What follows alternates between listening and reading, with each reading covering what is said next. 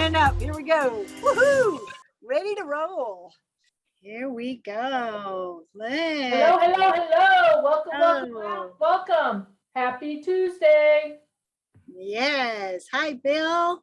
Who's already kicking it on this Tuesday morning? I have been kicking ass since 6 o'clock this morning. Can I get a high five for anybody else? Has anybody else been morning? Bessie's probably been doing it since 5. She always beats me. John, you kicking it this morning? Yes, good morning. Kicking it, man. Yeah. She's on Pacific time. That doesn't count. Just We are ready, man. After my coffee connection, I'm always ready for a nice little break, man. Nice. Oh, the little hotel. At the Nano. Yes, it's beautiful. Well, Elvis. Bill said that he can't get the video to unmute, but we got your message there. Good to see you, Bill. All right, Dennis. There's nothing you can do with that on your side, right, Desi? Pardon me? Nothing you can do about that on our. We can't do that on our. You guys, drone soccer. Are you kidding me? Everybody's excited about it. Everybody I talk to. Miracosta, That's right. New School. I'm putting it out to the committee at New School to create a class for that. I talked to the 3D manufacturing centers at both colleges. They're excited about it. All right, love it. Yes. It's so many great aspects to it. So I totally, excellent, Awesome. right? And it's great to see that. Finally, I remember when I first got into drones that, I'd be calling around to different, and stuff, and they're just so stuck in their old ways, and it takes so long for anything to change. And now they're starting to wake up because, that was before, COVID hit and we had all the challenges, everything's went on. So now it's a new game, and we are here to represent, right, everybody? We are here to represent and bring. Might take a little while, but I feel like after everything that's happened on the other side, of everything that we've just been through and are going through. I mean, a lot of people still have a lot of repercussions from, the pandemic. Solutions, tons of solutions. That's what we want to focus on. Solutions and connections and action. Yes. So Bill said that it said that the host won't let you unmute. Is anybody else having that problem? No, I got back in. I left and came back in. We're good. Yes, you Thanks. did. Good job, Bill. See, Nice. there it goes. You He's got are all solutions. good. That's a way. Solutions. How Yeah. many times have we had to reboot our drones? Oh my. Oh, So true. like, okay, let's just turn it off and start over and see if that works after 15 minutes of and it works.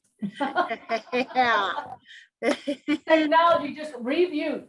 We have to do that sometimes during our days as well, right? Like just take a breather and reboot. Yes. Nobody got time for getting down. We're moving and shaking. Yes. So if you're not familiar with it, Women in Drones has just wrapped up an amazing training session. And I saw that Delisa has logged in here, and I'm not sure if I could put her on the spot or not, but I'm hoping she could unmute and share a little bit about it. It was a week long. There she is. Are you saying no, you cannot? Just a quick show. I just had somebody walk up to me here. Give me 1 minute.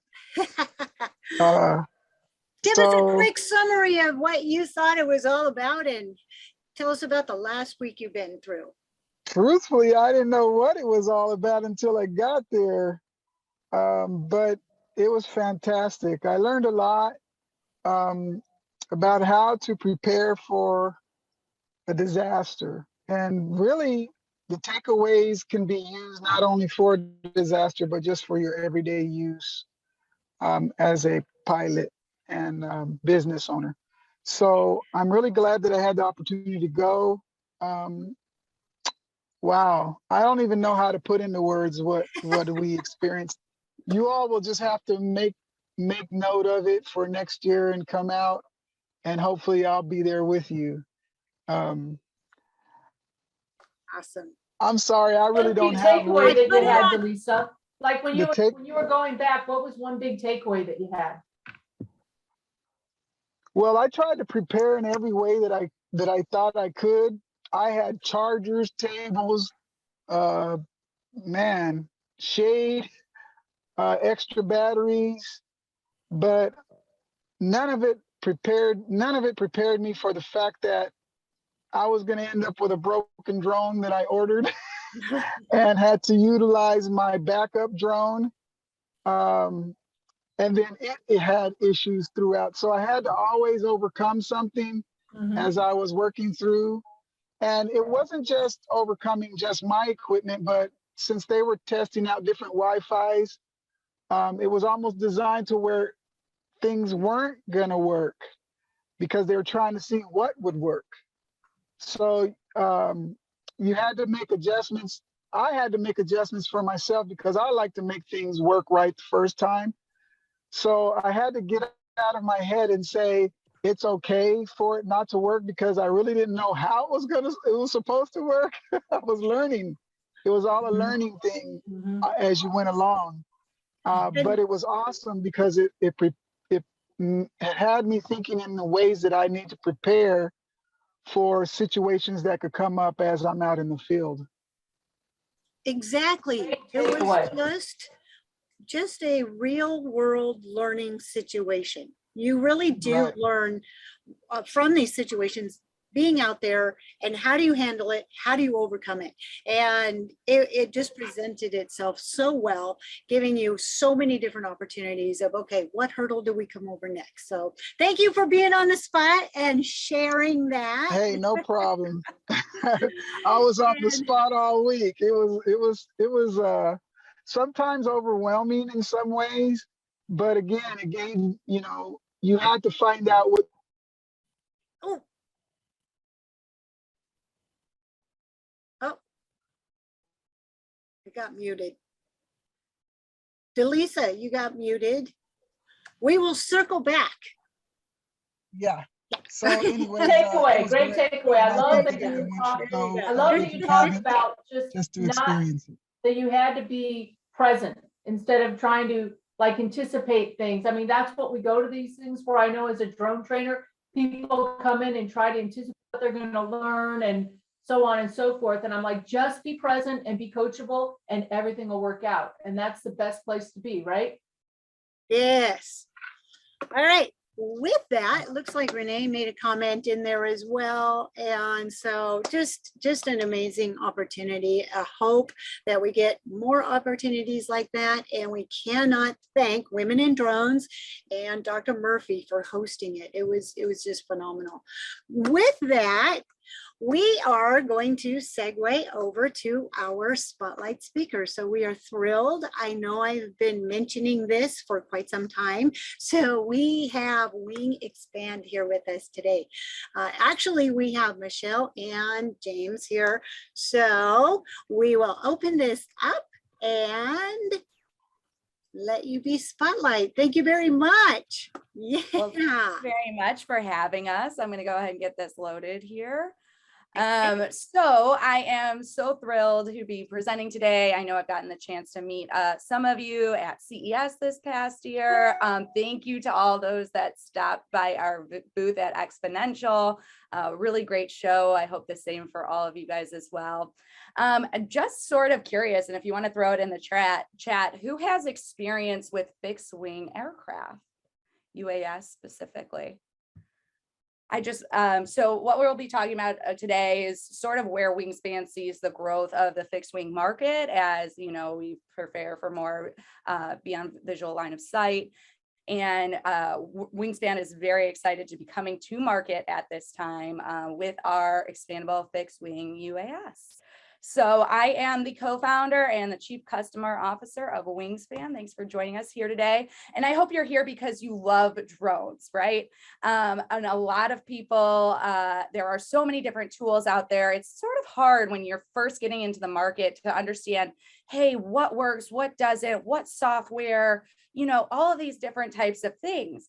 And you're seeing a lot of professionals gravitate towards even more of these prosumer drones. But we know that no matter what you choose, it kind of comes with its own complication, especially if you're, relying on maybe multi-rotor or multi-rotor or quadcopter drones. There are oftentimes very short flight times with those. Oftentimes you can't carry very heavy payloads. And back to kind of what we were talking about, if you're just starting to get in, it's hard to know, oh, I've got to get my drone from one person. I have to get the software from someone else. If I'm trying to use this as my business, it might be tough to get training or pilots or trying to source all of that stuff separately. So we do know that professionals do make up the most valuable segment of the marketplace, and the industry expects a 30% growth year over year. It's expected to hit $100 billion industry by 2023. You'll notice that we have agriculture highlighted there. Here at WingXpand, we are kind of pursuing two fronts from a commerciality standpoint as well as public safety and defense. So let's kind of dive into those numbers a little bit more. As we sit today, there are 1 million registered drone users. We expect that number to reach about 3 million by 2026. And you might be thinking, hey, everybody I know, we have quadcopters, we have multi-rotors, things of that nature. However, as the policy continues to shift down the road here, and as more professionals get into the space, they're going to need very capable systems out there. And those, we're expecting that to be the largest sector of that 30% growth as we're moving forward year over year. And here at WingXpand, we do anticipate addressing about a third of that market space as we progress. So our solution is an end-to-end drone service complete with fixed wing aircraft that comes out of the backpack that you see there. So if you remember, we often use the analogy of, if you remember those lightsabers you flicked out when you were a kid and they expand like this, it wasn't really working with my backdrop, but we have the same concept. So it actually expands out from that backpack. You're ready to fly in about 2 minutes. We can carry about 1 to 2 pounds worth of payload. And obviously there's interchange there. If you're looking for longer distances or heavier payloads, we can work within that space. Now, something that we're really excited about is when you're talking about 1 pound to 2 pounds worth of payload, that gets very compelling for a lot of our professional users. And so an initial add-on that we have as part of that is doing Edge AI. And so how we'll be utilizing Edge AI is with real-time pattern recognition. So if you can set criteria for your industry, you're looking for maybe 3 things within that space, in real time, that video feed can analyze without a human contact. So you'll be able to process that information and it'll be able to flag you if it sees that in real time. Now we have specific libraries already built out for all different public safety use cases. And I'll give an example of that. Hey, we're looking for a red car in this lat long box with this license plate. So if it senses all 3, it'll in real time send you an alert and geotag that. So why WingXpand, right? Where we're coming in is we want to be the most capable, yet the most easiest to use system out there. In some of these other fixed wing aircraft, a lot of times you have to have maybe a rail launch or, bungee. There are a lot of different things that can be intimidating to folks that are trying to get the most capability, but still use a system that feels approachable to people out there. And so that's where we're really coming in. If people are just trying to build a drone program, we can sit with you. We can work on, hey, what sort of drone do you need to make that successful? And what kind of training do you need? Different certifications, things of that nature. We're sort of a one-stop shop all under one roof, not only because we have a really capable aircraft, but because we're here to work with each individual to help design a program that's made for somebody's needs. Now, I'm sure you guys would love this. Where do you guys all come into play for this, right? We see this as a burgeoning marketplace. And if you have interest as a pilot, we are going to need help with flight services. If you are into development and that sort of thing, whether that's from a hardware or software standpoint, there's a great use for wingspan analysis and really developing these software capabilities as we continue to progress into these industries. Training, again, if you come from, if you're Part 107 certified or have other specialty certifications from the FAA, we not only need to train our pilots to make sure that we're delivering a certain level of service, but we also want to make sure that if people decide to pull these programs in-house, that they're getting the training necessary to support those long-term. And if you're talking about higher end aircraft and you're going to want a longer lifespan with these, like we're designed to be high hat, very durable. However, things do happen. And as we know, sustainment is going to be a big key of that. Just making sure there's that regular maintenance to make sure that everything's safe, you're operating this correctly, your aircraft itself is safe and protected for the long term. So we are always looking for partners. We are just launching here ourselves. And so we are open to hearing from folks, from partnering, and we're still able to kind of be nimble in ways that, can be challenging for larger scale businesses. So our initial success has been within the agriculture space. We've actually gotten some sign-ons from a large scale ag tech company, global. And so if you start talking about, why is this a compelling use case? Well, within a single flight, you can fly about 5 times the acreage of what many of the drones that they're already using in this space. This can be a great pair if you're looking for something to pair with like a spray drone, then you can do more targeted applications. But it's not just for field health or things of that nature. You can actually do livestock tracking as well. And this is also very compelling for crop insurance in addition to that. So we are seeing a lot of demand from that space. And this is sort of our beachhead customer on the commercial side of things. But also you have to look at, how compelling is this from a defense and public safety standpoint as well. If you're familiar at all, running and maintaining a helicopter costs about $1 million a year. So now at a size of this nature where it can fit in a backpack, you can throw one of these into a squad car, into a Humvee, you can throw 10 in a standard size car trunk. So now you can do a swarmed approach. And you can fly different payloads on each.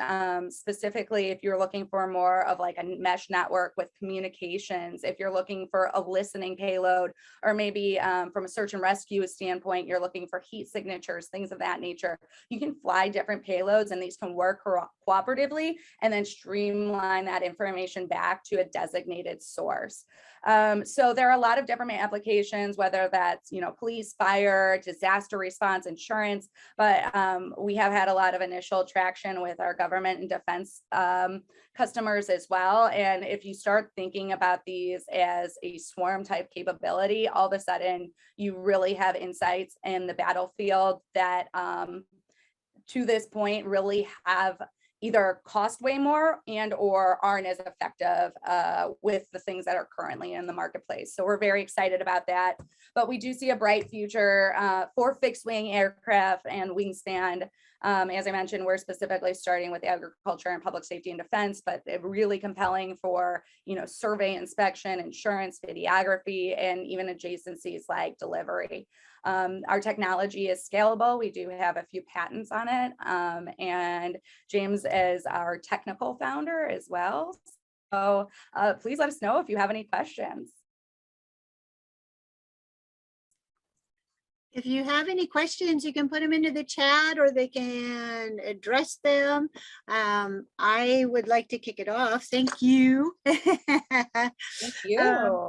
I would like to kind of kick it off. If you could tell us a little bit about the drone itself, as far as like the battery, the size, that type of information. So right now we are working with traditional LiPo. However, we are exploring other long range opportunities. We are taking pre-orders right now. Our first production units that we're putting into the marketplace will have probably more traditional battery. However, we do have endurance options, and there are some interesting things, I'll just put it like that, that are happening within that space right now that can, you know, increase endurance by, you know, anything from 45 minutes to a few additional hours. So I think the nice thing about this is we can right size based on a client's needs. Awesome. So I know Jim Bonnerdale has asked if we could put your information in there. I course. did just put your team email in there. I will, if you'd like to post anything additional, we can do that as well. Can you share also a little bit more about that backpack? Is just incredible. I can't even imagine how you pack up everything into that small of a condensed area and throw it on your back. Tell us about that backpack. So we have a traditional backpack if somebody wants something a little bit more approachable, but we also have a tactical backpack option as well. And for folks that like really like their Pelican cases, we can do a special foam insert for those too. The wonderful thing is that right now we're built out of traditional carbon fiber and different aerospace grade materials. So if you're familiar with you know, what happens to styrofoam if it breaks? Well, you're kind of SOL. Because of our segmentation, we are able to replace just, we're field repairable. So we'd be able to replace if there was a specific section that went down, we'd be able to replace that or work on licensing options for particular parts of the drone if there was any issue there. But we are designed for high hot. So, you know, from the coldest of the cold to the hottest of the hot, you know, and that gets really compelling for folks in our, you know, military applications. But hey, you know, our farmers deal with the cold too. They know what that's like. And especially if you move into different types of batteries, that will only extend the range in those situations. Awesome. Awesome. So a lot of people are already asking, okay, what's the price point on this? You know, so we are doing a pre-order, and I think we've extended it a bit. So we were doing $100 pre-order. You can find that on our website. And we're expecting our initial units. We're still kind of pricing those out as we finalize the details of manufacturing. We do anticipate, our goal is always to be NDAA compliant. We will work to get on the blue list as well. And so exploring those opportunities as we speak. Awesome. Great things on the horizon too. So are you saying that you don't have an actual price point? You just mentioned $100. So if you're familiar with typical systems of this size and scale, especially you know, like payload, right? Like, so if you're talking about an EOIR, you can spend $175,000 on a camera, which, you know, I don't have that in my bank account, but it is possible for folks that want to do it. So we have the drone itself as a shell, and then we can work to build in those payloads necessary. So, you know, if you're talking about more of a multispectral, you can get that for about $2,500. We're still working on pricing out, especially it's determined upon how many units you get, right? So if you're talking about somebody like, you know, we've had some initial interest from government entities, they're talking about buying in scale of 100 plus. Sure. Yeah, and we were really excited at Exponential. We actually did, and in addition to that pre-order, we had that starting price at $12,000. So that actually has ended last week. But for our special group here, you know, we'd be happy to continue that a bit longer for anybody that is interested in having a follow-on discussion. But really, you know, we are exactly what Michelle is saying. We like to partner with our customers, understand your needs, right size the solution. So that's a little bit of a different approach that we always take, is really trying to understand, hey, what exactly do you need? Because of that modular open systems architecture and flexible payload design, we are able to accommodate a pretty wide range of sensors. So we have some of those stock capabilities like our multispectral, but for our higher end users, we also offer that retractable gimbal for higher end EO/IR sensing capabilities with that real-time edge AI that Michelle already kind of spoke to. So yeah, happy to extend that starting offer, for this really special group today, and absolutely energized to have a follow-up conversation with anybody who's interested. And then as we get closer into production, we'll have we'll have different levels there. But at least for now, happy to get anybody who is interested into the queue as fast as possible to get these out starting third quarter. Awesome. Nice. Yeah, you had mentioned something about employment opportunities. So are you guys looking, is your typical client like somebody that would want to start something on their own, or do you actually offer partnerships where people can come in and be employed by you and go out and either sell your drones or actually work your drones and do training with them? So we do have opportunities. If you are flying a Wingspan aircraft, there is basically wholesale pricing on the plane itself. And then we would get a percentage of flight operations. Now, we would work to make sure that obviously all of our pilots are Part 107 certified, or Part 107 certified, if not, different clients, different needs, different licensing, right? So we would want to make sure that we have a very well-rounded team that is supporting Wingspan. But yes, there are opportunities to work with us, and even candidly, as we initially get started here, as we find out about jobs, we are sourcing them to our network as well. So I think if anybody's interested in participating from that side of things, that's initially where we're starting and how this is working before we can like full-fledged build out our network in-house.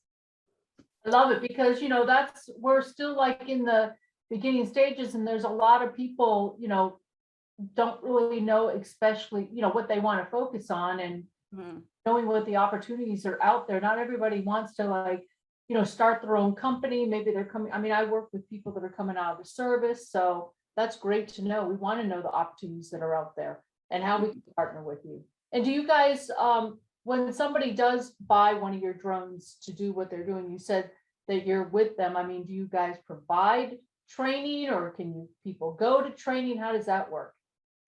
Yeah, so we're happy to come out and support training initiatives, either in person. We also offer a virtual option as well, but that's a great opportunity for involvement from a certified Wingspan trainer to be our advocate and to go out there and be that for our face-to-face with our clients. As you mentioned there, we've come across a lot of folks that are starting to get into, let's call it the software side of drone development. And so I think this is a wonderful opportunity. And I know there are a lot of folks on this call that are focusing on early education and things of that nature. This is only going to continue to be a very critical need as we move forward. And as this industry continues to develop. And right now, I think it's just a very exciting time to be involved. And I think a lot of us know this. That's why we're sitting on this call. I love that. I love the sound of that. Certified Wingspan trainer. There you go. I like that. I like it, Kim. I like it. Certified Wingspan trainer. Just to be certified, right? FAA certified. There's so many other opportunities, but just that Wingspan, I just love that. That sounds really enriching. Thank you. To that. Yeah, we're very excited, and please let us know. We've made some wonderful connections from this group and beyond, different training facilities, folks that are interested in standing up basically drone training videos, things of that nature. So I think there's going to be it's very cool to see what people are doing within this space, and we're here to partner. We're still, a young, scrappy startup, and so it takes, working with folks and really sculpting the future for this industry. You mentioned that some of that training could be via online services, but if somebody wanted to do in-person, hands-on type of training, what do you offer in that realm? So we will do a training. It's based on whatever the client's preference is, especially like if they're just training themselves, it'd be a particular fee. But if you're training, you know, a 5-person team so that they would be able to operate on their own, there'd be different price points there. But it is hands-on in the field training for folks that pick that route. Awesome. Yeah. When you were showing your slides, the one particular slide, so I'm going to segue out of the training side for just a minute here. The one particular slide, I saw that it had a 7-foot wingspan as far as the makeup of it. So is that once the wings are, do they lock into place? Is it a snap into place?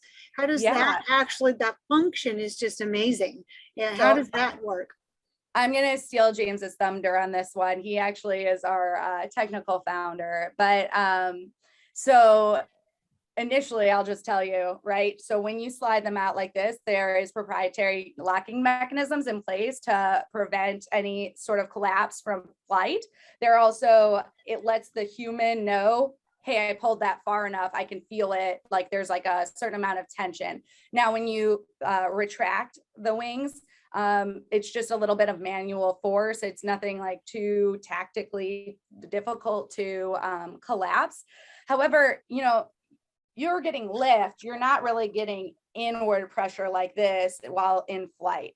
So naturally speaking, there's actually a very big dihedral when the plane is flying. And so it really is not pushing this way, it's lifting up. But James, if you want to. You nailed it, Michelle. Yeah, no, that's exactly right. And yeah, it's you know, everything we've designed is really to create, you know, the most powerful and simple system possible. And so that, you know, that goes to not only the, you know, assembly and launch, disassembly of the aircraft, but also how we operate it. Awesome. So you have been at many locations showing this product. What do you have on the horizon? Where could we go to actually see this? So up next, we're going to be at SOFIC. That's the Special Forces trade show out in Tampa. That starts to the public May the 17th. We're very excited to be part of their Ignite space. We were chosen to be one of the technology providers there. So looking forward to that. You can come see WingXpand in person if you're going to be in that area. I will tell you though, we seem to be all over the place. So if you kind of let us know where you're at, we'll let you know the next closest place that we're going to be. I think the wonderful thing is there is just the folks that are passionate about this community. It's just so nice to get together with them and kind of brainstorm and talk some of these things through. So we're always happy to be flexible. And then Michelle, the next one we have after that, for those on the East Coast, we've actually are participating in a air domain awareness conference out at the Accelerate test site in Northern Virginia. So for those of you who are not aware, please Google them. They are great friends and partners of ours, XELEVATE. So we actually were just hanging out with their crew over at Exponential, but they've got a really great, it's about a 30-acre flight range out in Northern Virginia. So very close to a lot of our key government customers. And so that's very closely aligned to our mission. So we're really looking forward to participating as a sponsor and participant in their upcoming conference. And I believe that is June 8th to 9th. So still time to register if you're out that way, but that should be another good one. Yeah, it should be very interesting. They're focusing on American-made technologies made and manufactured within the drone space. I do know that you do have to be a U.S. citizen for that particular event. And I do think that they're going to have a large military presence there as well. Awesome.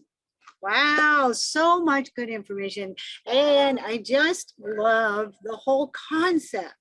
So I imagine when you're traveling, when you're putting on that backpack, that's the smallest part of going to these conferences because it just goes into that backpack and it's on there and away you go. Nice. How much does a backpack fully loaded weigh? I would say less than 15 pounds. Yeah. And that depends, like if you're like me, I stick snacks in there too. So gotta stay hydrated, gotta have the snacks. Yes, yes.